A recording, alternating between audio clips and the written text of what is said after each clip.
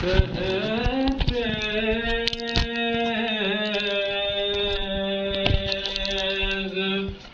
وہ کیا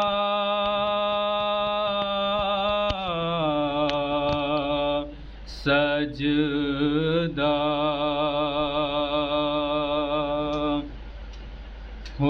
حسین تو نے تہ تیغ وہ کیا سجدہ کہ فخر کرتی ہے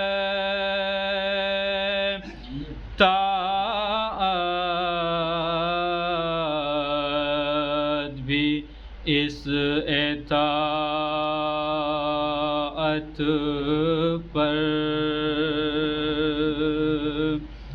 نہ ابدیت کو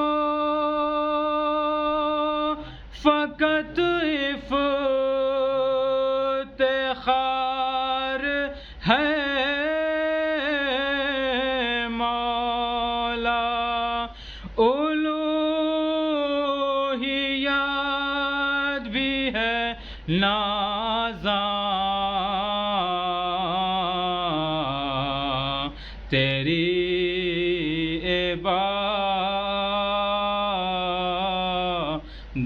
عبادت پر حسین تو نے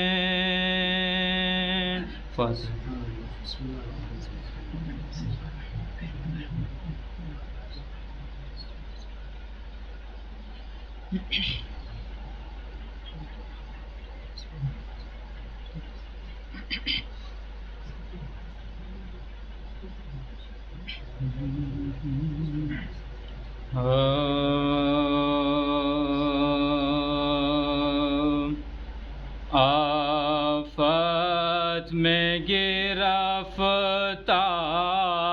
ہے ناموس محمد آفت میں گرفتار ہے ناموس محمد مجبور ہے لاچار ہیں ناموس محمد سرور کے عزادار ہیں ناموس محمد اور جینے سے بیزار ہیں ناموس محمد اور جینے سے بیزار ہیں ناموس محمد ارے زندہ کی صحبت ہے غریب الوطنی ہے غلہائے حسین کا ہے اور سینہ زنی ہے غلہائے حسین کا ہے اور سینہ زنی ہے ہر شام و سحر شور یہ تھا ہائے حسین ارے اب تک نہ کفن تم کو ملا ہائے حسین کاٹا تیرا ظالم نے گلا ہائے حسین کون بات تیرا آفت میں پھنسا، ہائے حسینہ کون بات تیرا آفات میں پھنسا، ہائے حسینہ ارے تم چھوٹ گئے کٹوا کے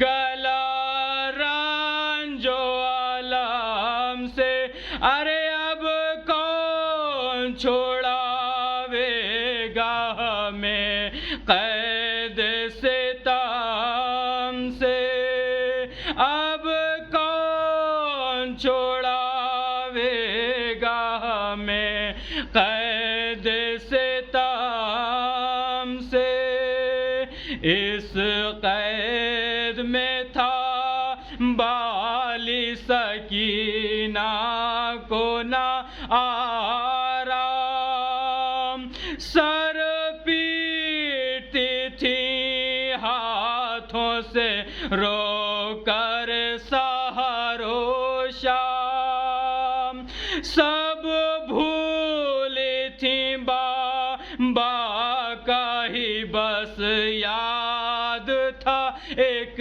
نام، کہتی تھی کہ اماں نہیں جینے کی میں ناکام، کہتی تھی کہ اماں نہیں جینے کی میں ناکام، ارے پاؤں گی کہاں فاطمہ زہرا کے سر کو، میں ڈھونڈتی آنکھیں میری مظلوم پدر کو، ہیں ڈھونڈتی آنکھیں میری مظلوم پدر کو، ہیں ڈھونڈتی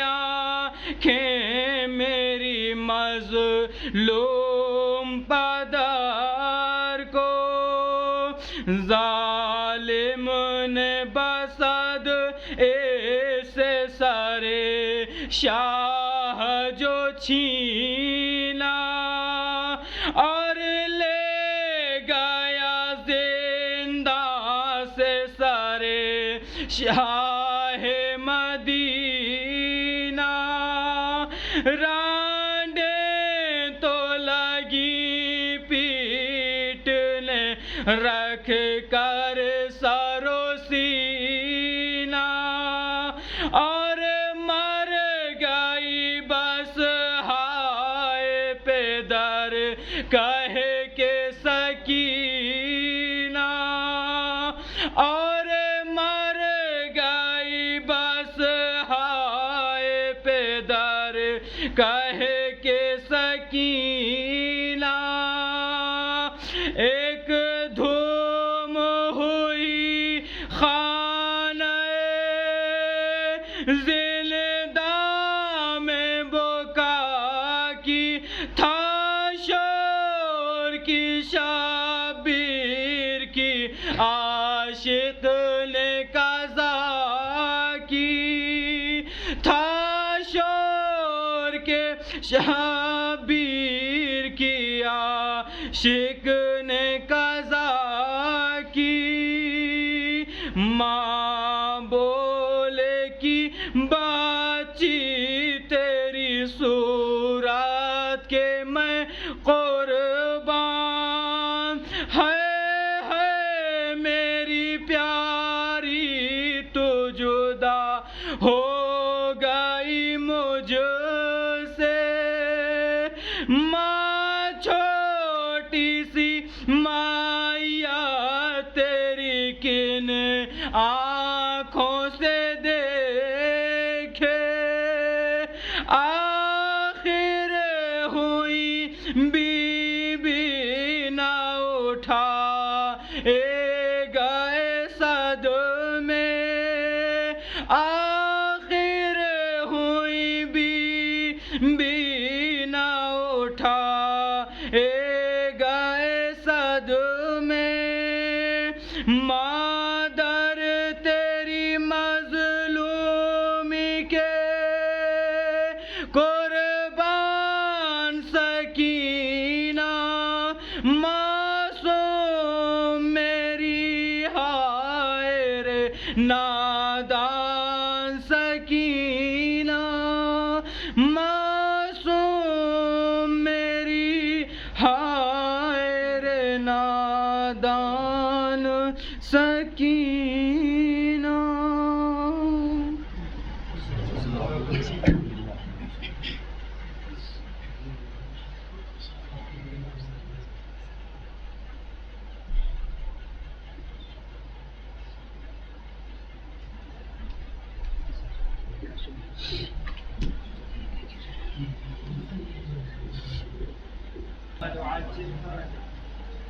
مسدس کے چند بند ہیں جس کا عنوان ہے پانی. سماعت فرمائے کہ ہر ایک شے کی ہے باقی حیات پانی پر، ہر ایک شے کی ہے باقی حیات پانی پر، ہے قرض سب سے بڑا اس کا زندگانی پر. ہر ایک شے کی ہے باقی حیات پانی پر، ہے قرض سب سے بڑا اس کا زندگانی پر.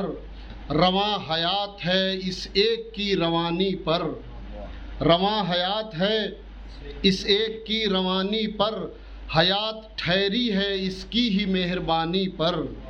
خدا نے خلق کیا ہے اسے زمانے میں، یہ شاہکار ہے قدرت کے کارخانے میں، یہ شاہکار ہے قدرت کے کارخانے میں. سماعت فرمائیں گے یہی تو ہے جو کبھی بادلوں میں رہتا ہے، یہی تو ہے جو کبھی بادلوں میں رہتا ہے.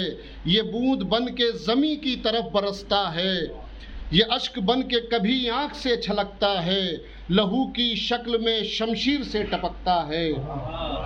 گزرتی رات کا ماتم اسی کو کہتے ہیں، زبان عام میں شبنم اسی کو کہتے ہیں.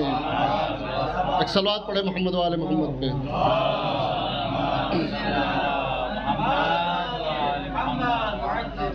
گزرتی رات کا ماتم اسی کو کہتے ہیں، زبان عام میں شبنم اسی کو کہتے ہیں. سماعت فرمائے کہ یہی شراب نجس ہے یہی شراب طہور، یہی شراب نجس ہے یہی شراب طہور. یہی پسینے کی صورت بہاتے ہیں مزدور، یہی پسینے کی صورت بہاتے ہیں مزدور. بنام کوثر و تسنیم ہے کہیں مشہور، کہیں پہ دودھ کے جیسا ہر ایک رنگ سے دور، کہیں پہ دودھ کے جیسا ہر ایک رنگ سے دور. سوال یہ ہے کہ کیسا ہے رنگ پانی کا، جواب یہ ہے کہ جیسا ہے زندگانی کا. کہاں کہاں ہمیں تاریخ میں ملا پانی، کہاں کہاں ہمیں تاریخ میں ملا پانی. بہایا آنکھ سے آدم نے بے بہا پانی، دعائے نوح پہ نکلا زمین کا پانی. پھر اس کے بعد تو اس طرح سے بڑھا پانی، لگانا لمحہ بروں کو ڈبو دیا اس نے، برائیوں سے زمانے کو دھو دیا اس نے.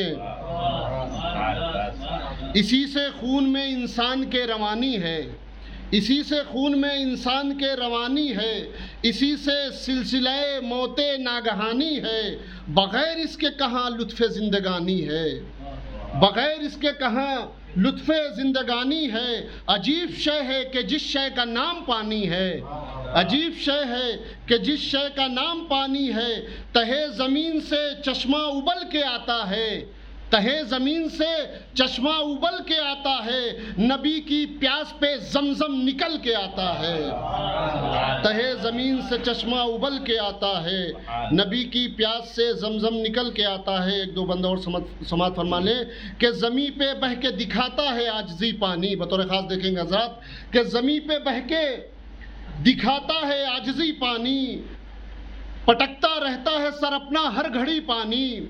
سبھی کو دیتا ہے پیغام زندگی پانی، پہاڑ چھوڑ کے کرتا ہے خودکشی پانی، زمین پہ بہہ کے دکھاتا ہے عاجزی پانی، پٹکتا رہتا ہے سر اپنا ہر گھڑی پانی، سبھی کو دیتا ہے پیغام زندگی پانی، پہاڑ چھوڑ کے کرتا ہے خودکشی پانی، اسے یہ غم ہے کہ زہرا کے چین پیاسے رہے، فرات بہتی رہی اور حسین پیاسے رہے، اسے یہ غم ہے کہ زہرا کے چین پیاسے رہے، فرات بہتی رہی اور حسین پیاسے رہے، وہ لو وہ دھوپ وہ تپتی زمین کی گرمی، وہ لو وہ دھوپ وہ تپتی زمین کی گرمی، فضائے خشک میں باقی کہیں نہیں تھی نمی، جو ذی حیات تھے ان سب کی جان پر تھی بنی، وہ خیمہ گاہ میں بچے حسینیوں حسنی، وہ خیمہ گاہ میں بچے حسینیوں حسنی، زمیں کو ریت کے تھوڑی نمی جو پاتے تھے تو اپنے سینے وہیں رکھ کے لیٹ جاتے تھے، وہ پیاس 3 شب و روز سے تھا جس کا ہجوم، وہ پیاس جس سے تھے بے حال اصغر معصوم، ہوائیں دیتی تھیں آنچل کی زینب و کلثوم، بلائیں لیتی تھیں رہ رہ کے خواہر مغموم، گزر گئے تھے کئی دن صغیر بھوکا تھا، تھی ایسی پیاس کہ اماں کا دودھ سوکھا تھا، وہ پیاس جس سے پریشاں تھی آل پیغمبر، وہ پیاس جس سے پریشاں تھی آل پیغمبر، وہ پیاس جس سے بھنا جا رہا تھا قلب و جگر، وہ پیاس جس کو لیے رن سے آئے تھے اکبر، وہ پیاس جس میں دکھائے تھے جنگ کے جوہر، وہ پیاس جس کو شہ کربلا بجھا نہ سکے، وہ پیاس جس کو شہ کربلا بجھا نہ سکے، جوان نے مانگا تھا پانی مگر پلا نہ سکے، وہ پیاس جس کو شہ کربلا بجھا نہ سکے، جوان نے مانگا تھا پانی مگر پلا نہ سکے۔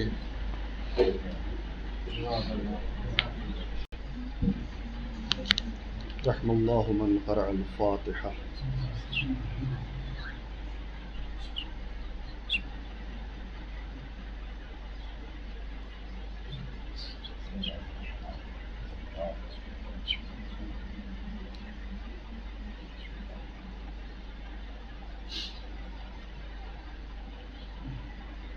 لا حول ولا قوة إلا بالله العلي العظيم۔ أعوذ بالله السميع العليم من الشيطان اللعين الرجيم۔ حسبي الله نعم الوكيل، نعم المولى ونعم النصير۔ بسم اللہ الرحمن الرحیم، الحمد للہ رب العالمین، والعاقبۃ للمتقین، والجنۃ للموحدین، والنار للعاصین والکافرین، ثم الصلاة والسلام وتحية والإكرام على الرسول المسدد ونبي الأمجد المصطفى الأحمد سيدنا بالقاسم محمد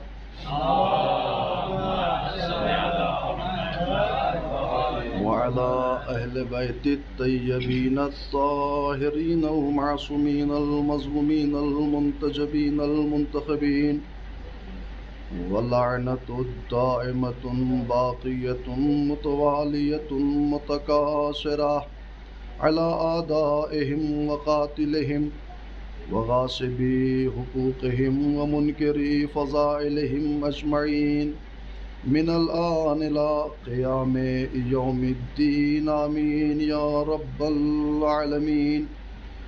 أما بعد، فقد قال سبحانه وتعالى في كتاب المجيد وفرقان الحميد، بسم الله الرحمن الرحيم، ذلك ومن يعظم شعائر الله فإنها من تقوى القلوب۔ صلوات پڑھنے پر محمد وعلیہ۔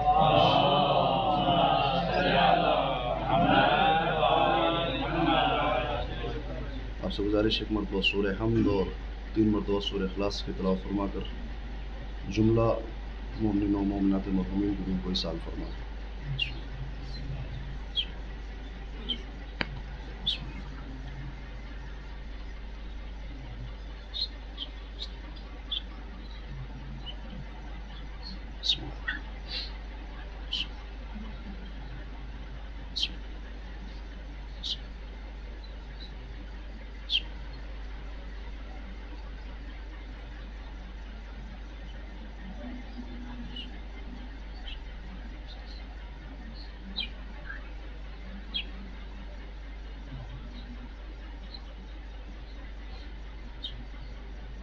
صلوات پڑھتے پر محمد و آل محمد.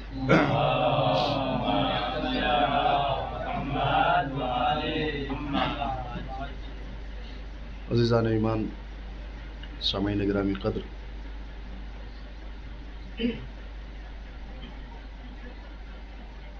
قرآن مجید کی جس آیہ کریمہ کو اس مختصر سے گفتگو کے لیے عنوان کلام قرار دیا ہے،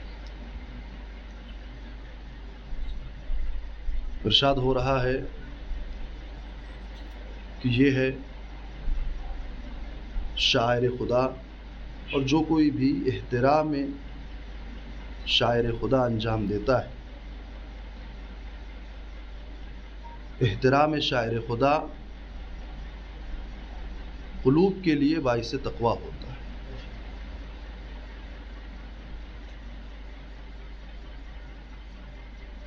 قلب انسانی کے لیے، یعنی انسان کا قلب، انسان کا دل اس عمل کے ذریعے سے، احترام شاعر خداوندی کے ذریعے سے متوجہ ہوتا ہے ذات خالق کی طرف، پلٹتا ہے اس پروردگار عالم کی طرف جس کی یہ نشانی ہے. شاعر جمع شعیرہ، یعنی علامت، نشانی، آیت، اور وہ چیزیں جو مخصوص اور منسوب ہو جائیں پروردگار عالم سے، جو پہچان بن جائیں اس کی، یعنی جس کو دیکھا جائے تو خدا یاد آئے، جس کو انسان اپنی نگاہوں سے، اپنی آنکھوں سے دیکھے اور متوجہ خالق ہو جائے، وہ شاعر خداوندی. اس کا احترام کیوں؟ اس لیے کہ اس کا اثر یہ ہے کہ اس کا احترام آپ کریں گے تو آپ کا جو دل ہے وہ متوجہ خالق ہو جائے گا، قلب میں تقویٰ اترے گا، انسان پرہیزگار ہوگا، انسان خالق کی طرف متوجہ ہوگا. یہ آیت اگرچہ مناسک حج کے لیے مخصوص ہوئی تھی، مگر جب علماء اور مفسرین نے اس پر گفتگو کی تو اسے صرف اور صرف مناسک حج سے مخصوص نہیں جانا، بلکہ عموم کے لیے بیان کیا کہ نہیں، یہ جو بھی شاعر خداوندی ہیں، اس لیے کہ جو قرآن مجید میں شاعر کا تذکرہ ہے 4 مقام پر. صفا و مروہ کے لیے ان الصفا والمروہ من شعائر اللہ، صفا اور مروہ جو ہیں وہ شاعر خداوندی ہیں. والبدن جعلناها لکم من شعائر اللہ، اور وہ قربانی کے لیے لے جایا جانے والا اونٹ کا بچہ جسے ہم نے آپ کے لیے شاعر خداوندی، علامت خداوندی، آیت خداوندی بنایا ہے. 4 مقام ہے. یا ایھا الذین آمنوا لا تحلوا شعائر اللہ، یہ چوتھا مرحلہ. یہ سارے کے سارے اگرچہ مخصوص ہیں مناسک حج کے لیے. اس میں آیت اللہ مکارم شیرازی کہتے ہیں کیا تصور ہو سکتا ہے کہ یہ صرف اور صرف مناسک حج کی نشاندہی کے لیے ہو، اس کا کوئی اور فائدہ نہیں ہو سکتا. پھر رد کرتے ہوئے خود ہی اس بات کا جواب دیتے ہیں. وہ کہتے ہیں نہیں، بلکہ یہ عموم پر، شعائر خداوندی عموم پر دلالت کرتا ہے، صرف اور صرف حج کے اوپر دلالت نہیں کرتا. آپ صفا و مروہ پر حاجی کی سعی کو دیکھیے، آپ اس سے کیا اندازہ لگائیں گے؟ کیا کر رہا ہے؟ وہ حج کر رہا ہے. اس عین حج کرتے وقت، حج کے ارکان کو انجام دیتے وقت وہ کس کی طرف متوجہ ہو رہا ہے؟ ظاہر سی بات ہے کہ بغیر مقصد کے تو عمل کر نہیں رہا ہے. کسی ایک نے اپنے رب کی محبت میں پروردگار عالم کے حکم کے مطابق کسی ایک نے اس عمل کو مدتوں پہلے انجام دیا تھا، اور اس عمل کو انجام دینے کے پیچھے جو نیت تھی، جو منشا تھا، جو مقصد تھا، وہ پیروی حکم الہی تھا۔ پروردگار عالم کا جو حکم تھا، پروردگار عالم نے جو خواب دکھایا تھا، جو باتیں کہی تھی، اس کی پیروی کرتے ہوئے یہ عمل انجام پایا۔ ایک ماں اپنے بیٹے کی پیاس کو بجھانے کے لیے خدا کی راہ میں، یہاں خدا کہیں مفقود نہیں ہے کسی بھی لمحے میں۔ جناب ابراہیم کا پورا واقعہ، جناب ہاجرہ اور جناب اسماعیل کو لے جانا، وہاں مکہ کے بیاب ہو گیا، ریگستان میں چھوڑ دینا، وہاں پر وہ ان کی پرورش ہونا، وہ بھیڑیوں کا رگڑنا، وہ جتنے سارے مراحل انجام پائے ہیں، کہیں پر خدا مفقود نہیں ہے۔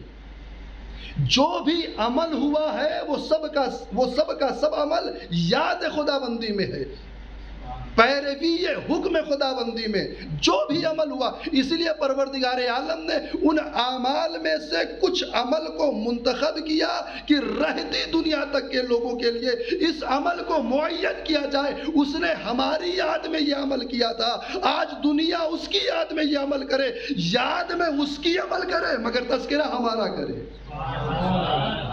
ایک صلوات پڑھے بر محمد وآل محمد۔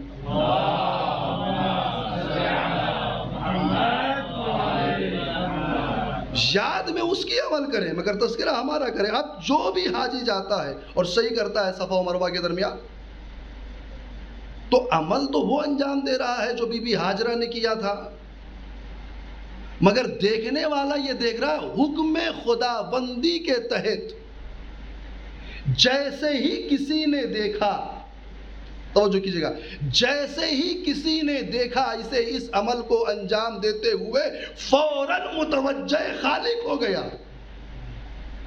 کیوں عمل انجام دے رہا ہے؟ اللہ کے حکم سے کسی نے یہ عمل انجام دیا تھا، اسی حکم کی اتباع کرتے ہوئے آج یہ عمل انجام دے رہا ہے۔ یعنی ایک تو ذکر کرنے والا، ایک تو وہ صحیح کرنے والا، وہ خدا کی طرف متوجہ ہوا، جو دیکھ رہا ہے وہ خدا کی طرف متوجہ ہوا۔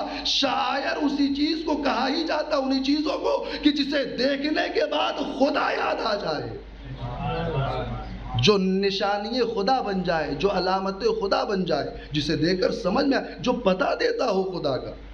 ایک جانور کو پروردگار عالم کہہ رہا ہے یہ شاعر خدا بندی ہے۔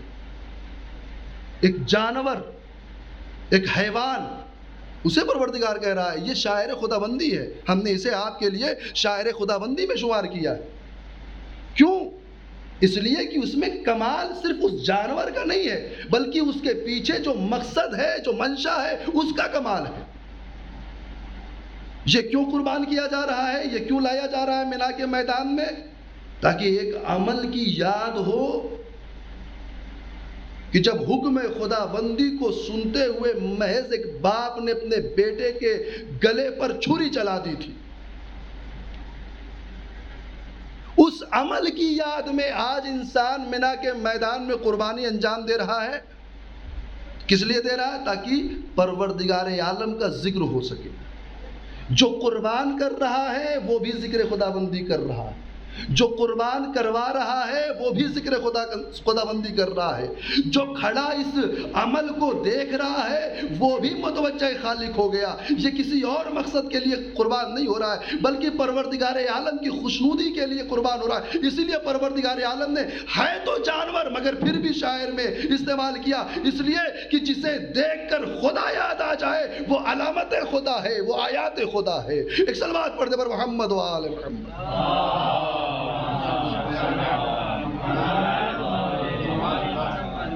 جسے دیکھ کر خدا یاد آئے وہ شاعر خدا بندی ہے، علامت خدا بندی ہے۔ اب آپ دیکھیے مومن کے لیے ایک حدیث بڑی مشہور و معروف حدیث ہے جو مومن کی پہچان کو ظاہر کرتی ہے، جسے دیکھ کر کے انسان متوجہ ہو کہ یہ صاحب ایمان ہے۔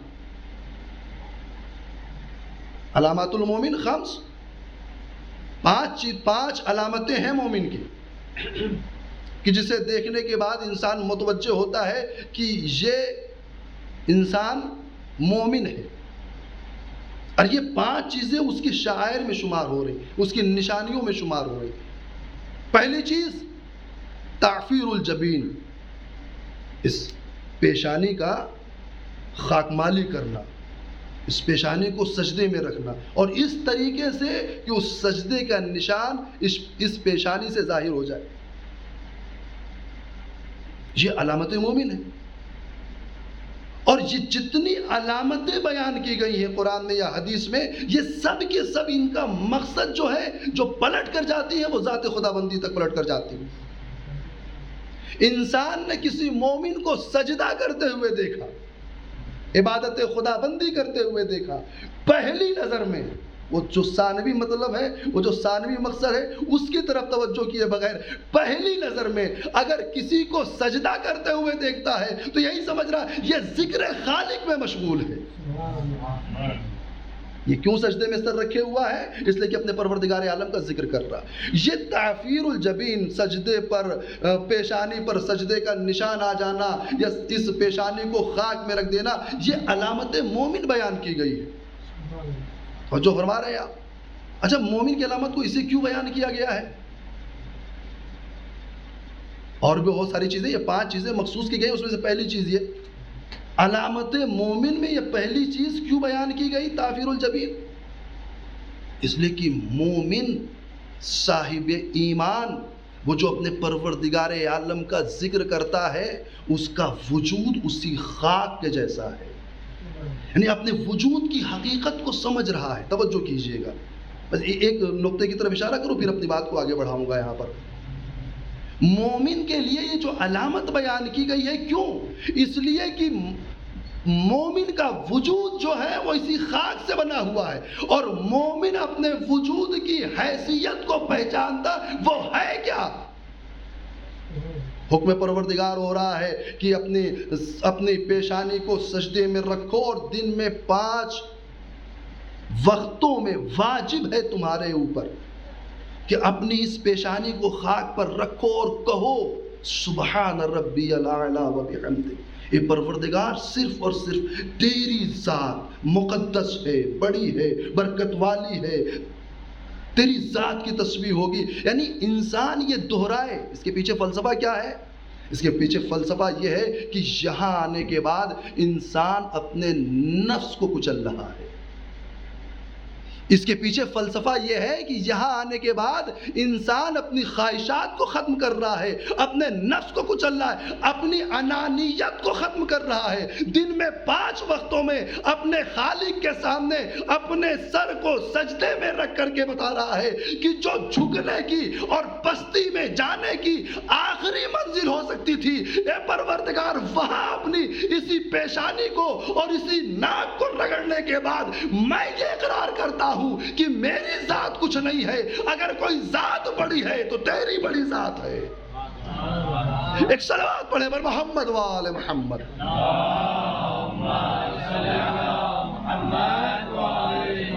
میرا وجود کچھ نہیں ہے، میں کچھ نہیں ہوں. یعنی اپنے آپ کو دنیا کی ان باتوں سے کہ جو اس سے لوگوں سے اپنے آپ کو متمائز بنانا سکھاتی ہے کہ میں لوگوں سے الگ ہوں، میرے اندر یہ ہنر ہے، میں الگ ہوں، میرے اندر یہ پاور ہے، میں الگ ہوں، میرے پاس اتنی دولت ہے، میں الگ ہوں، یہ دوسرے لوگ ہیں، میرا مقام ان سے الگ ہے. پروردگار عالم کہتا ایمان کا پہلا مرحلہ ہی یہی ہے کہ اپنے نفس کو خاک میں ملانے کے بعد میری بارگاہ میں آؤ اور بتاؤ جو تمہاری حیثیت ہے اسی حیثیت کے مطابق آؤ. جو تمہارے وجود کی حیثیت ہے اسی حیثیت کے مطابق میری بارگاہ میں آؤ. میری بارگاہ میں آنے کے لیے بازوؤں کے مچھلیوں کو ابھرنے کی ضرورت نہیں ہے، پیشانی کو چوڑا کرنے کی ضرورت نہیں ہے، سینے کی طاقت کو دکھانے کی ضرورت نہیں ہے، اپنی قدرت، اپنی شہرت، اپنی عزت، اپنی دولت کا چرچا کرنے کی ضرورت نہیں ہے. نہیں، میری ذات میری بارگاہ میں اگر آنا چاہتے ہو، مجھ پر ایمان دکھانا چاہتے ہو تو ویسے ہی آؤ جیسے میں نے تمہیں پیدا کیا تھا، جس طریقے سے میں نے تمہیں اس دنیا میں بھیجا تھا. کیسے بھیجا تھا تمہیں اس دنیا میں؟ کیا ایسے ہی عالم میں بھیجا تھا؟ آج اکڑتے چلے جا رہے ہو اور غرور پر غرور کرتے چلے جا رہے ہو. اپنی چھوٹی سی ایک نعمت، کل کی مجلس میں آپ نے سنا نا، انسان اپنے آپ کو کہاں سے کہاں پہنچا رہا ہے، اور اپنی عقل کے، جو کل کی مجلس کا ایک جملہ تھا کہ اپنی عقل کے ایک مختصر سے حصے کو اپنے ذہن کے ایک مختصر سے حصے کو، اپنے پروردگار کی دی ہوئی نعمتوں کے ایک مختصر سے حصے کو یہ استعمال کر رہا ہے انسان، تو آج ترقی کی کتنی نئی نئی عبارتیں لکھ رہا ہے یہی انسان، اور اس پر غرور کر رہا ہے، اس پر اپنے آپ پر فخر کر رہا ہے، ہم الگ ہیں۔ یہ صحیح بات ہے کہ انسان ترقی کی منازل کو اختیار کر رہا ہے، مگر کس نے دیا ہے یہ عقل؟ کس نے اس علم کو عطا کیا ہے؟ کس نے یہ طریقے بتائے ہیں؟ کس نے یہ سلیقے بتائے ہیں؟ آج تم نے ہمیں یقین ہے اور ہم مانتے بھی ہیں اور ہم قدر بھی کرتے ہیں کہ تم نے اس سائنسی دور میں اور اس ٹیکنالوجی کے دور میں جو اپنے آپ کو جس بلندیوں پر پہنچایا ہے اس کی عظمت کا اعتراف ہے ہمیں، مگر یہ کس نے عطا کیا ہے؟ آج انسان کس مقام پر جو بھی خواہشات یہ ظاہر کرتا تھا ہر اس خواہش تک پہنچ رہا ہے۔ چھوٹا سا جب بچہ تھا آسمان کی طرف دیکھتا تھا پرندوں کو اڑتے ہوئے تو یہی خواہش کرتا تھا نا، کاش کہ ہمارے بھی پر ہوتا اور ہم بھی اڑ جاتے۔ پھر یہ جب بڑا ہوا، جیسے جیسے زمانے نے ترقی کی، اس نے اپنے آپ کو آسمانوں میں پرواز کرنے کے لائق بنایا۔ اس نے اپنے لیے کچھ ایسے وسائل مہیا کیے جس کے ذریعے سے یہ آسمان میں پرواز کرنے لگا۔ بڑی بڑی دریا کی موجوں کو دیکھ کر سہم جانے والا انسان آج ترقی کی اس منزل پر پہنچا ہوا ہے کہ انہی موجوں کو اپنے پیروں تلے روند رہا ہے۔ بڑے بڑے پہاڑوں کو دیکھ کر کے ڈر جانے والا، خوف زدہ ہو جانے والا انسان اس کی بلندیوں سے آج انہی پہاڑوں کے اوپر چڑھ کر کے اپنے اپنے ملک کا جھنڈا لہرا رہا ہے۔ یہ کس طریقے سے انجام پا رہا ہے، کس وجہ سے ہو رہا ہے؟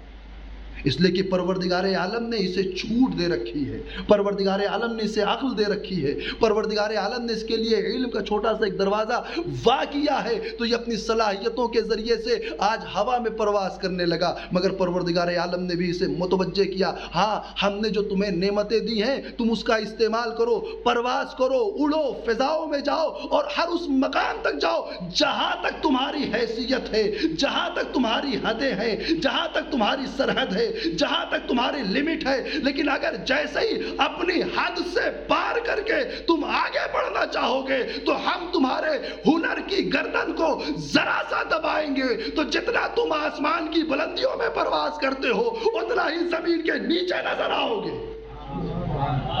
ہم روکیں گے تمہیں۔ لہذا اگر ہماری بارگاہ میں آنا ہے تو اپنے آپ کو اسی خاک میں ملا کر کے آؤ۔ تعفیر الجبین، یہ پہلا مرحلہ ہے مومن کی علامت کا۔ دوسرا مرحلہ والجہر بسم اللہ الرحمن الرحیم، نماز میں بسم اللہ الرحمن الرحیم کا زور سے پڑھنا، بلند آواز سے پڑھنا، یہ علامت مومن میں سے ہے۔ کیوں؟ یہ علامت کیا ہے؟ اور یہ علامات جو بھی مومن کے لیے استعمال ہوئی سب کے سب یہ پروردگار عالم کی طرف متوجہ کر رہی ہیں انسان کو۔ ایک انسان نماز میں کھڑا ہے اور اس نے بسم اللہ الرحمن الرحیم کہا، خود تذکرہ رحمان بھی کر رہا ہے، تذکرہ رحیم کر رہا ہے، اور جو متوجہ ہے اس کے ذکر کی طرف وہ بھی متوجہ ہو گیا ذات خالق کی طرف۔ ہر وہ شے جو انسان کو متوجہ کراتے خدا کی طرف وہ شاعر خدا بندی میں سے۔ یہ دوسرا مرحلہ۔ تیسرا مرحلہ الصلاۃ وحدی والخمسین، 51 رکعت نماز کا بیان کرنا۔ یہ پہلے مرحلے سے اسی گفتگو کو متصل کر دیا جائے۔ 51 رکعت نماز کی ادائیگی، نوافل اور واجبات اور نماز شب کو ملا کر کے، یہ مومن کی علامت۔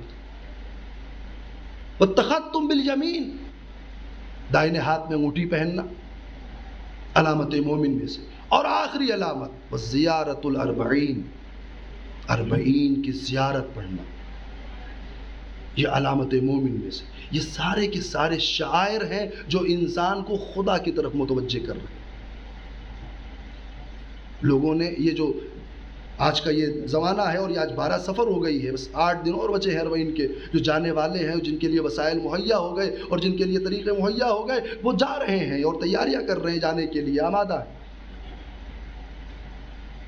اس زیارت 40 ایک مومن کے لیے نہایت ضروری ہے۔ اس لیے کہ تمام وہ معارف اور وہ مقصد جو امام حسین علیہ السلام نے کربلا کے میدان میں اپنی قربانی کے ذریعے سے دیا، اس زیارت اربعین میں درج ہوا ہے، ذکر ہوا۔ یہ 5 علامتیں مومن کی ہیں، اور 5 میں سب سے مہم کیا ہے؟ اور آج کے زمانے کے حساب سے زیارت الاربعین، 40 کی زیارت۔ 40 ہے کیا؟ یہ 40 کون سا موقع ہے کہ جس کی تاکید روایتوں میں متعدد ائمہ اطہار سے متعدد روایتیں وارد ہوئی ہیں اس کے لیے، اور آج کے زمانے میں بھی جب مواقع فراہم ہوئے تو ہم سارے کے سارے جتنے چاہنے والے اہل بیت کے وہ سب کے دل جو ہے وہ متوجہ کربلا ہے۔ ہر انسان چاہتا ہے کسی نہ کسی طریقے سے اپنے آپ کو کربلا میں پہنچا دے۔ آج ایک چھوٹا سا اعلان میں نے گروپ پر کیا اور سینکڑوں کال، یعنی آدھے گھنٹے کے اندر سینکڑوں کال آئی ہیں، سینکڑوں میسج آ گئے کہ ہم جانا چاہتے ہیں، ہم جانا چاہتے ہیں، ہر انسان آمادہ ہے اس ایک مرکز کی طرف جانے کے لیے، اس نقطہ مرکزی کی طرف جانے کے لیے جہاں پر انسان اپنے عشق حقیقی کی سفر کی شروعات کرتا ہے۔ آخر اس کے اندر کون سی جاذبیت ہے؟ اور دنیا اس جگہ کو، اس وقت کو، اس مقام کو دنیا کی نظروں سے چھپا کر رکھنا چاہتے ہیں۔ کچھ ایسے افراد ہیں، کچھ ایسے لوگ ہیں، کچھ ایسی طاقتیں ہیں جو اس اتنے بڑے جمع غفیر کو اور اس مجمع کو پوری دنیا کی نظروں سے چھپا کر رکھنا چاہتے ہیں۔ آپ دیکھیں آیت سرنامہ سخن کیا تھا؟ شاعر خداوندی کا احترام باعث تقوی قلب ہے۔ اگر شاعر خداوندی کا آپ احترام کریں تو انسان کا دل جو ہے وہ متوجہ خداوندی ہو جاتا ہے، پروردگار عالم کی طرف متوجہ ہوتا ہے، یعنی ایک نور اترتا ہے لوگوں کے دلوں میں۔ یہ 40 کیا ہے؟ شاعر حسینی ہے، شاعر خداوندی ہے۔ یہ روضات مقدسہ، یہ اتباط عالیات، یہ سارے کے سارے شاعر خداوندی ہیں۔ شاید ہم دیر میں سمجھے ہوں، شاید ابھی تک ہم سمجھ نہ پائے ہوں، مگر دشمن ہم سے پہلے سمجھ چکا ہے۔ دشمن ان اتباط عالیات اور ان روضات مقدسہ کو ہم سے پہلے سمجھ چکا ہے۔ چونکہ یہ گفتگو آن لائن بھی جائے گی، یہ گفتگو سوشل میڈیا پر بھی جائے گی، لہذا ایک جملہ میں یہاں پر کہہ دوں، دشمن اپنی تمام تر حکمتیں، تمام تر کاوشیں ہمارے اس عمل کو چھپانے میں لگا رہا ہے۔ 40 کے دن آپ دیکھیے دنیا کا سب سے بڑا مجمع جمع ہوتا ہے، مگر دنیا کی جو انٹرنیشنل میڈیا ہے وہ کہیں پر اس کا تذکرہ کرتی ہوئی نظر آتی ہے؟ نہیں۔ ایک چھوٹی سی بھیڑ ہوتی ہے تو اس کے لیے ریکارڈ بک نکالا جاتا ہے، Guinness book of world record, Limca book of world record, وہ ساری چیزیں، مگر ایک اتنا بڑا مجمع اور مختصر سے محدودے کے اندر، مختصر سے مقام کے اندر جس کی مکانیت بھی چھوٹی ہے، وہاں اتنا بڑا مجمع چلا جائے اور کوئی حادثہ نہیں ہوتا، اس کا کوئی تذکرہ نہیں ہوتا۔ سوشل میڈیا پر ہمارے جو جوان تھوڑا بہت محنت کرتے ہیں، اس کے علاوہ کسی انٹرنیشنل میڈیا پر اس کو کوریج نہیں دی جاتی۔ بعض وہ چھوٹی چھوٹی ٹی وی اور چھوٹے چھوٹے چینلز جہاں تک ہماری رسائی ہے وہاں تک ہوتا ہے، مگر وہ کہ جن کے ویورز ملین میں ہیں ان پر یہ باتیں نہیں آتی ہیں، ان پر یہ 40 کو نہیں دکھایا۔ کیوں آخر؟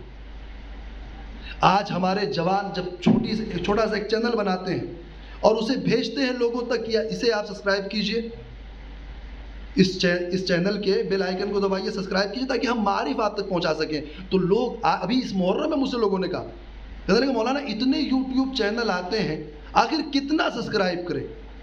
توجہ کیجئے گا، آخر کتنا سبسکرائب کریں؟ جس کو دیکھو وہ ایک چینل بنائے پڑا ہوا ہے، ہزاروں کی تعداد میں چینل ہے۔ میں نے کہا ہزاروں کی تعداد میں، اگر لاکھوں کی تعداد میں چینل بنائے جائے پھر بھی کم ہے۔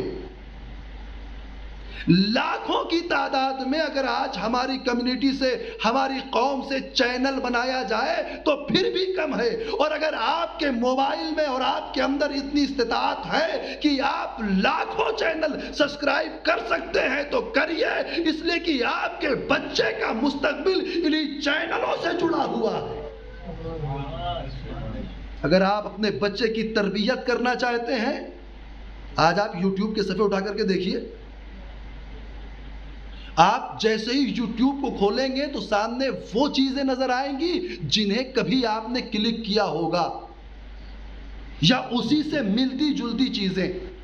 اگر آپ نیوز دیکھتے ہوں گے تو وہ نیوز کے سارے صفحات ہیں، اگر نوحے دیکھتے ہوں گے تو وہ نوحے کے سارے صفحات شروع میں اٹھ کر کے آتے ہیں، اگر آپ اسلامک باتیں دیکھتے ہوں گے تو وہ جو کچھ بھی آپ دیکھتے ہوں گے وہ صفحے اول پر آپ کے سامنے آئے گی۔ اور اگر اسلامی چیزوں کو نہیں دیکھتے ہیں، آپ کا بچہ یوٹیوب استعمال کرتا، جیسے ہی اس نے یوٹیوب کو کھولا تو وہ دشمن جو اپنے سارے پروپیگنڈے آج اسلحے بدل کر کے بچوں کے ذہنوں پر کرنا چاہتا ہے، وہ کامیاب ہو جائے گا۔ وہ جو چاہے گا وہ آپ کا بچہ دیکھے گا، وہ جس چیز کو چاہے گا آپ کا بچہ وہ دیکھے گا۔ آج دیکھیے، آپ یوٹیوب کھولیے اور اس میں متعدد چیزیں جو لائیو چلتی رہتی ہیں، اینیمیشن کے ذریعے جو چیزیں بنائی جا رہی ہیں، یا مثلا جن کے پیچھے ایک مقصد ہے، ایک منشا ہے کہ جسے ہم ابھی باریک نگاہوں سے اسے سمجھ نہیں پا رہے ہیں۔ آپ کبھی اس پر غور کیجئے کہ یہ ہمارے بچوں کو کہاں پہنچانا چاہتے ہیں۔ آپ کے پاس تھوڑے سے چینل پہنچے اور آپ تھک گئے، مولانا کتنے چینل کو سبسکرائب کیا جائے۔ دشمن یہ چاہتا ہی ہے کہ آپ اپنی چیزوں سے دور رہیں تاکہ وہ اپنی چیزوں کو آپ کے بچوں کے ذہنوں پر حاوی کر دے۔ دشمن چاہتا ہی یہی۔ لیکن جب آپ مختلف اسلامک چینلوں کو سبسکرائب کریے گا تو جب بھی آپ کا بچہ یوٹیوب کے چینل کو کھولے گا اس کے سامنے وہی چیزیں آئیں گی جو آپ اسے دکھانا چاہتے ہیں۔ ایک صلوات پڑھ دے پر محمد و آل محمد۔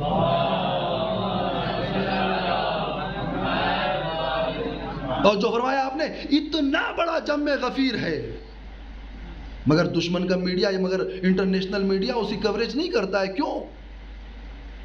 کیوں نہیں کرتا ہے؟ اس لیے کہ جب دنیا کے سامنے اس مجمع کو لایا جائے گا اور دنیا دیکھے گی کہ ایک جگہ پر وہ سنہرا گنبد ہے، ایک مرکز ہے کہ جس کی طرف لوگ اپنے آپ کو اس عالم میں پہنچا رہے ہیں، جوک در جوک اس کی طرف بھاگے چلے جا رہے ہیں، تو آخر کو دنیا آج تجسس کے عالم میں سوال کرتی ہے نا، لوگ پوچھیں گے یہ کون سا مقصد، یہ کون سی جگہ ہے، یہ کون سا مقام ہے، اسے کیا کہتے ہیں، اس کی طرف اتنے لوگ کیوں جا رہے ہیں؟ اتنے سارے لوگ اپنے اپنے آرام کو چھوڑ کر، اپنی اپنی آسائشوں کو چھوڑ کر، اپنے گھر بار کو چھوڑ کر پیدل 100 کلومیٹر کا سفر کرتے ہوئے یہ اس نقطے کی طرف کیوں جا رہے ہیں؟ جب وہ سوال کریں گے تو یقیناً اسے جواب بھی ملے گا، اس لیے کہ یہاں وہ سویا ہوا ہے جس نے حیات انسانی کے بہترین اصول دنیا کو سکھائے ہیں، اس لیے کہ یہاں وہ سویا ہوا ہے جس نے وفاداری کا مطلب بتایا ہے، جس نے امانت داری کا مطلب بتایا ہے، جس نے ایثار کا مطلب بتایا ہے، جس نے قربانی کا مطلب بتایا ہے، جس نے بتایا ہے کہ سختیاں لاکھ صحیح برداشت کر لو، بچوں کی قربانی دینی ہو تو دے لو، مگر اپنے دین کا دامن کبھی نہ چھوٹنے پائے۔ ایک صلوات پڑھے پر محمد و آل محمد۔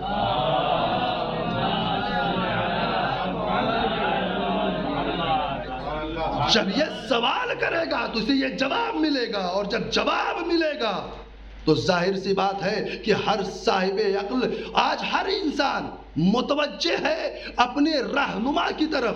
ہر انسان یہ چاہتا ہے کہ اسے اس کا رہنما ملے۔ ایک سروے میں پڑھ رہا تھا اور اس سروے میں نے دیکھا کہ آج جو یہ ایک گفتگو ہوتی ہے مذہب کو بدلنے کی، آج جتنی زیادہ تعداد میں یورپ، امریکہ اور ویسٹرن ممالک میں جو لوگ مسلمان جتنی زیادہ تعداد میں ہو رہے ہیں اتنا کہیں نہیں ہو رہے۔ کیوں؟ اس لیے کہ ان کے اندر ایک صفت جو تجسس، حس تجسس جو ہے وہ بہت زیادہ ہے۔ وہ ہر چیز کو گہرائی تک ہر چیز میں جاتے ہیں، اس کا سوال کرتے ہیں اور اس کا جواب ڈھونڈنے کی کوشش کرتے ہیں، اور اس وقت تک جواب ڈھونڈتے رہتے ہیں جب تک وہ قانع نہیں ہو جاتے، جب تک وہ مطمئن نہیں ہو جاتے، جب تک وہ درک نہیں کر لیتے ہیں۔ توجہ فرمائیے گا، آج جب وہ دیکھے گا اس کوریج کے ذریعے سے یہ کون جا رہا، اور آپ دیکھیں کون لوگ آتے ہیں، یہ پیادہ روی کا جو سسٹم ہے پورا 100 کلومیٹر، آپ کسی کو پہچانتے ہیں اس میں سے؟ کون بڑا آدمی ہے، کون چھوٹا آدمی ہے، کون امیر ہے، کون غریب ہے؟ سامنے سے جو چلا آ رہا ہے آپ کو پتہ ہے یہ کس حیثیت کا مالک ہے؟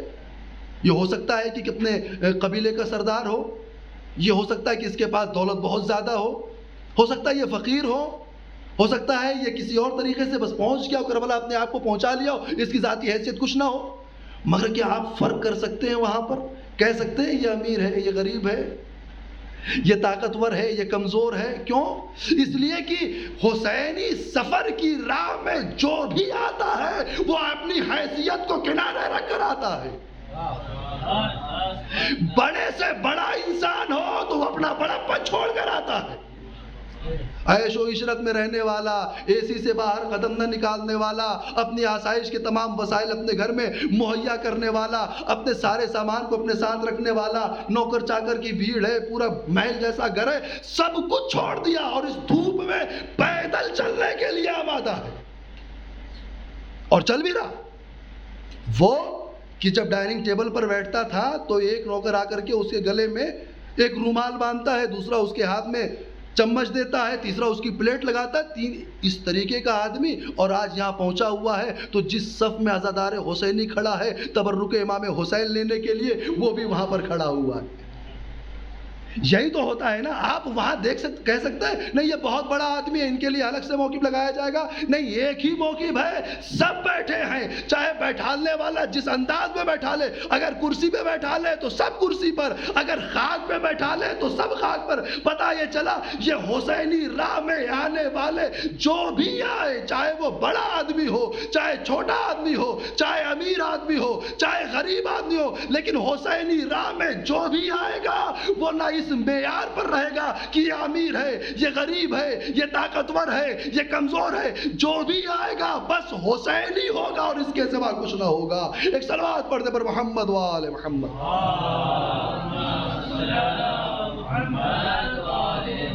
جو بھی اس راہ میں آئے گا وہ حسینی ہوگا اور کچھ نہیں۔ اگر حسین کی راہ میں آنا ہے تو اپنی حیثیت کو ختم کر کے آئیے اور بڑھے گا یہ اس نقطہ مرکزی کی طرف۔ بس آخری بات اور زحمت تمام کر رہا ہوں۔ میں نے ایک جملہ کہا تھا، دشمن متوجہ ہو گیا، دشمن متوجہ، اس لیے دشمن کو جہاں موقع ملا اس نے حملہ کیا ہے، اطباط عالیات پر، روضات مقدسہ پر، جنت البقیع کو منہدم کر دیا۔ پیچھے وجہ کیا ہے؟ ایک چھوٹا سا روضہ نبی کے سامنے کون سا شو خراب ہو رہا تھا، کیا کمی ہو رہی تھی؟ توجہ کیجئے گا، کیا ہو، کیوں منہدم کر دیا اسے؟ یہ جو کہتے ہیں نا کہ وہ عقیدہ ان کا ہے کہ شرک ہوتا ہے، اس سے نہیں، یہ ساری باتیں نہیں ہیں۔ نہیں، جب ظالم حکومت کرتا ہے اور حاکم بنتا ہے تو اپنے حکومت کو بچانے کے لیے ہر نقطے پر غور کرتا ہے۔ اسے پتا تھا کہ اگر یہ روضہ جو روضہ نبوی کے سامنے بنا ہوا ہے، اگر یہ روضہ قائم رہا تو زیارت کے بعد جو دستور رہا ہے، ہر حج کے بعد جو دستور رہا ہے کہ لوگ زیارت قبر نبی کے لیے مدینے میں آتے تھے، یقیناً اس روضے کی طرف دیکھتے، اور جب اس روضے کی طرف دیکھتے تو سوال کرتے یہ کس کا روضہ ہے، اس کے نیچے کس کی قبر ہے؟ اگر جواب ملتا سیدہ کائنات کی، فاطمۃ الزہرا کی، تو پوچھتے انہیں شہید کیسے کیا گیا، ان کا انتقال کیسے ہوا، ان کی قبر یہاں کیوں بنی، نبی کی اکلوتی بیٹی نبی سے دور کیوں ہے، نبی کے بغل میں دفن کیوں نہیں ہوئی ہے؟ یہ سوال کرتی پبلک، یہ سوال کرتی دنیا، تو جواب کیا دیا جاتا؟ توجہ کیجئے گا۔ اور اگر سوال کرنے والا سوال کرنے کے بعد تحقیق میں لگ جاتا، کیسے دفن ہوئی ہیں، کیسے انتقال ہوا ہے، کیسے شہید کی گئی ہیں، یا کیا ان کی زندگی رہی ہے، ان کی زندگی پہ ان کے اوپر کیا گزرا ہے، تو یقین جانیے ایک انقلاب ہوتا، شاعر خداوندی سے تقوی قلوب پیدا ہوتا ہے۔ تقوی قلوب جب پیدا ہوتا ہے انسان متوجہ خدا ہو جاتا ہے۔ یہی وجہ ہے کہ دشمنوں نے اس روضے کو مسمار کر دیا کہ نہ روضہ رہے گا، نہ شاعر خداوندی سامنے رہے گا۔ جب شاعر خداوندی سامنے نہیں رہے گا، نہ کوئی سوال ہوگا، نہ تحقیق ہو گئی، نہ اس حقیقت تک لوگ پہنچ سکیں گے جسے 1400 سالوں سے چھپاتے چلے آ رہے ہیں۔ ایک صلوات پڑھنے پر محمد و آل محمد۔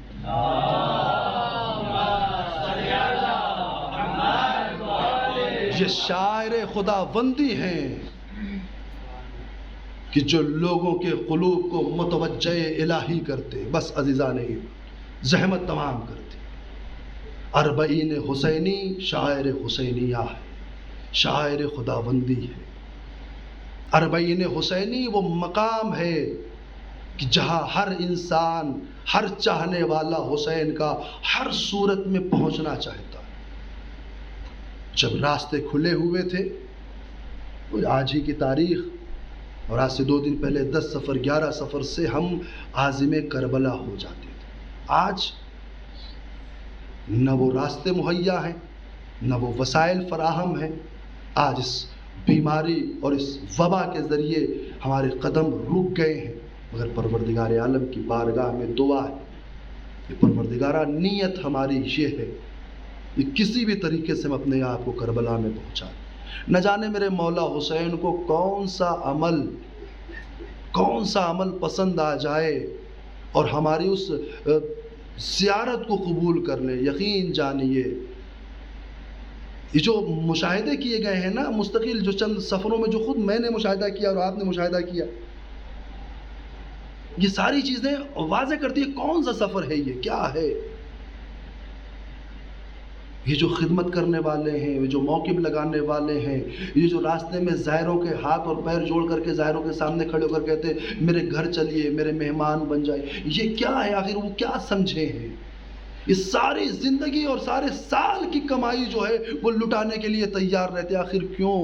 اس لیے جانتے کہ اگر حسین نے ذرا سا بھی قبول کر لیا تو یہ زندگی کامیاب ہو جائے گی، یہ دنیا بھی کامیاب ہوگی، یہ آخرت بھی کامیاب۔ اور یہاں تک مہمانوں کی خدمت ہے کہ اپنے بچے کے قاتل کی سزا کو معاف کر دینے کا جذبہ رکھتے ہیں، مگر خدمت امام حسین کرنا چاہتے ہیں۔ وہ واقعہ آپ کے سامنے ہے نا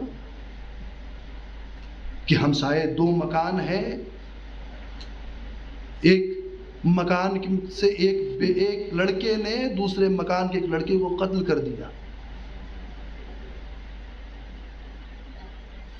قاتل جیل میں چلا گیا،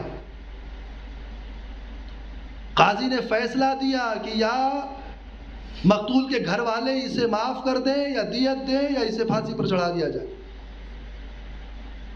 مہمان آ گئے قاتل کے گھر پر، توجہ کیجئے گا، مہمان آ گئے قاتل کے گھر پر۔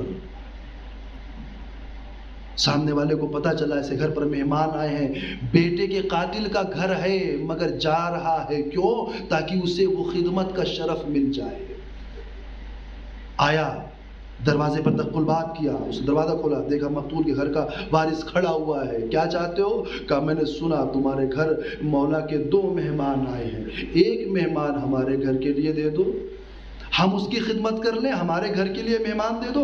کہا نہیں، ہم مہمان نہیں دے سکتے۔ جانتے کیا جملہ کہا؟ اگر تم یہ مہمان ہمارے لیے دے دو تو ہم اپنے بچے کا خون معاف کر دیں گے، تمہارے بیٹے کو آزاد کروا دیں گے۔ اللہ، بس یہیں پر بات ختم نہیں ہو گئی بلکہ اس سے بھی آگے بڑھی بات۔ جب اس نے یہ جملہ سنا، ایک مرتبہ کہتا میرا بیٹا پھانسی چڑھ جائے مگر میں حسین کے مہمان کو اپنے گھر سے جانے نہ دوں گا۔ کیا سمجھا ہے اور کس جگہ تک پہنچے ہیں یہ لوگ جو خدمت امام حسین انجام دیں۔ 2 سال پہلے کی بات ہے، ہم کربلا میں یہ ایک افتخار ملا تھا اس سال، ایک خادم افتخاری تھے مولا امام حسین کے روضے میں، اور یہ 2 سال پہلے کی بات میں آپ کے سامنے بیان کر رہا ہوں۔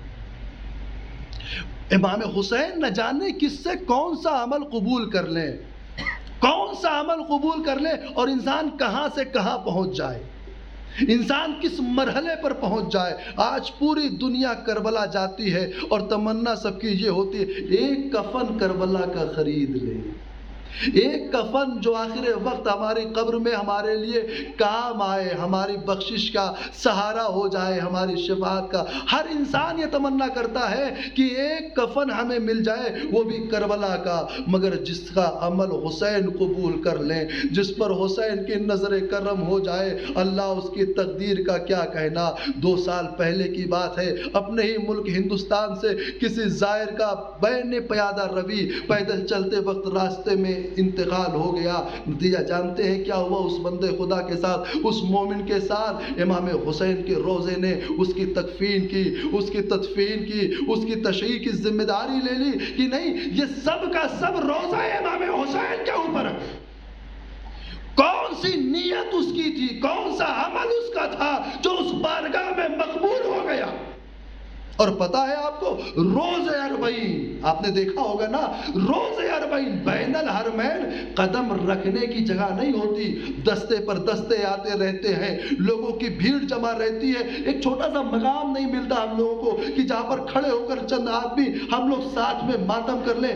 ایسے مقام پر ایک شور یہ اٹھا کہ جناب عباس کے روزے سے ایک جنازہ نکل رہا ہے جو بین الحرمین ہوتے ہوئے امام حسین کے روزے تک جائے گا, جسے خادمین امام حسین, خادمین ابو الفضل العباس اٹھائیں گے, خادمین امام حسین کے حوالے کر دیں گے. جب ہم لوگ نے سنا یہ کس کا جنازہ ہے, یہ کس کا جنازہ ہے جو آج کے دن میں بین الحرمین میں جس کی تشییع ہو رہی ہے, آگے بڑھ کر جب استفسار کیا, اسی بندے مومن کا تھا جو ہندوستان سے اپنے مولا کے عشق میں آیا تھا, اپنے مولا کے لیے سفر عشق میں آیا تھا, جس کی جان چلی گئی تھی. یہ اس کا جنازہ ہے جو خادمین نے اپنے کاندھوں پر اٹھایا.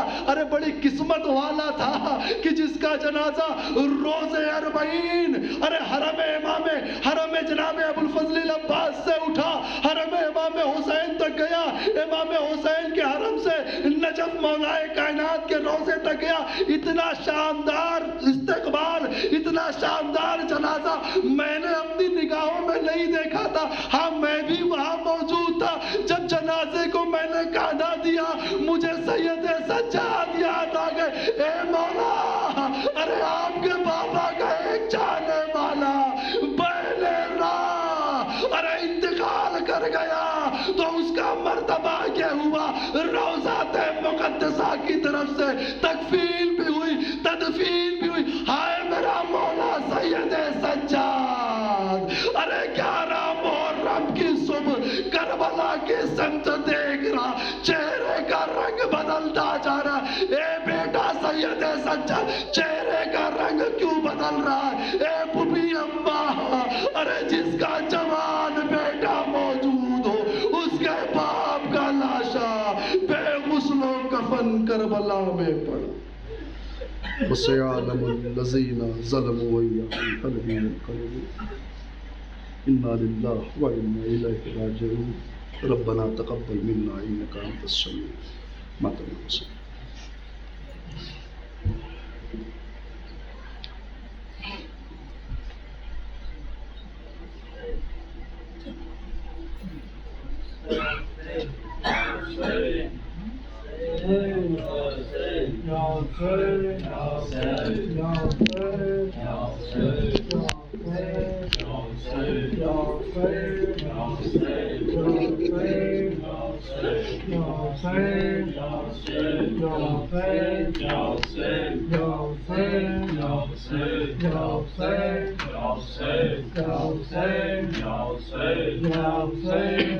کربلا سے شام کوفہ ظلم یہ ہوتا رہا. کربلا سے شام کوفہ ظلم یہ ہوتا رہا. کربلا سے شام کوفہ ظلم یہ ہوتا رہا. کربلا سے شام کوفہ ظلم یہ ہوتا رہا. کربلا سے شام کوفہ ظلم یہ ہوتا رہا. عابد بیمار کے زخموں سے خون بہتا رہا. کربلا سے شام کوفہ ظلم یہ ہوتا رہا. کربلا سے شام کوفہ ظلم یہ ہوتا رہا. کس کو دے آواز زینب اب کوئی سنتا نہیں. نصرت آل نبی کو اب کوئی آتا نہیں. کس کو دے کوئی سنتا نہیں، نصرت آلِ نبی کو اب کوئی آتا نہیں، راستہ خاکی تھا لیکن ہر کوئی تکتا رہا، کربلا سے شام و کوفہ ظلم یہ ہوتا رہا، کربلا سے شام و کوفہ ظلم یہ ہوتا رہا۔ ایک علی خیبر میں تو کرب و بلا میں دو علی، ایک ہم شکل پیمبر دوسرا ننھا علی، ایک علی خیبر میں تو کرب و بلا میں دو علی، ایک ہم شکل پیمبر دوسرا ننھا علی، مسکرا کر تیر کھا کر فخر وہ کرتا رہا، کربلا سے شام و کوفہ ظلم یہ ہوتا رہا، کربلا سے شام و کوفہ ظلم یہ ہوتا رہا۔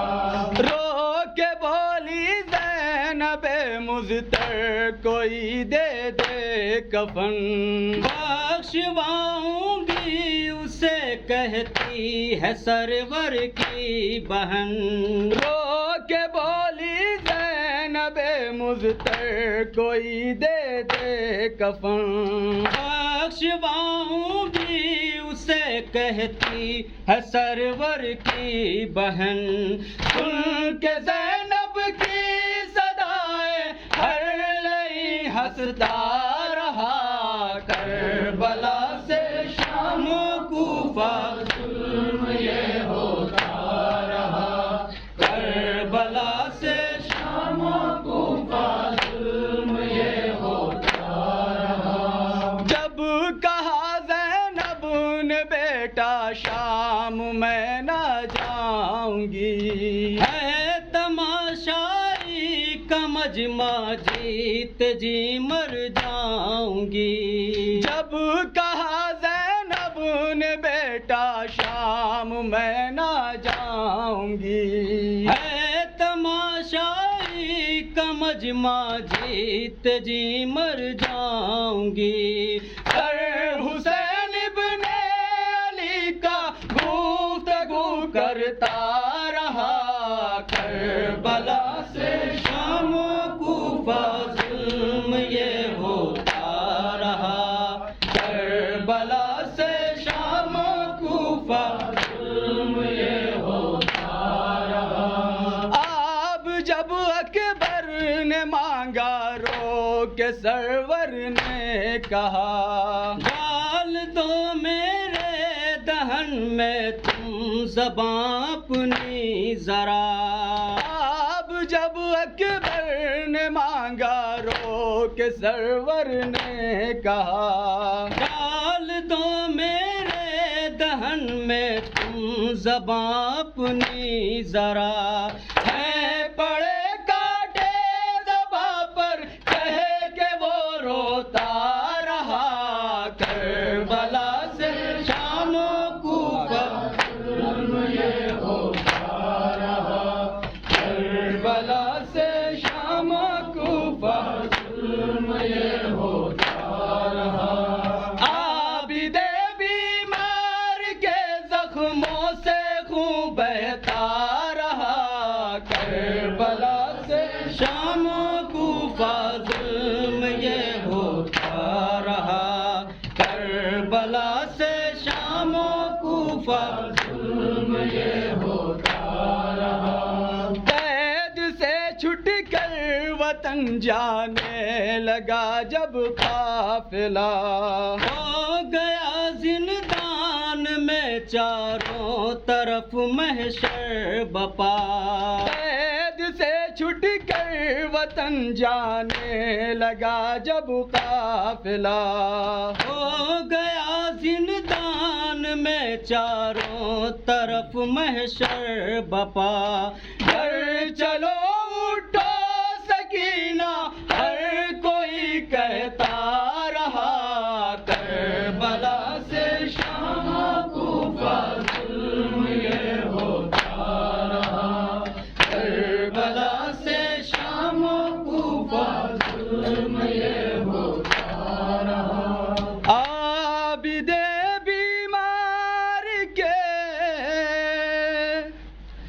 زخموں سے خون بہتا رہا یا حسین حسین حسین حسین حسین حسین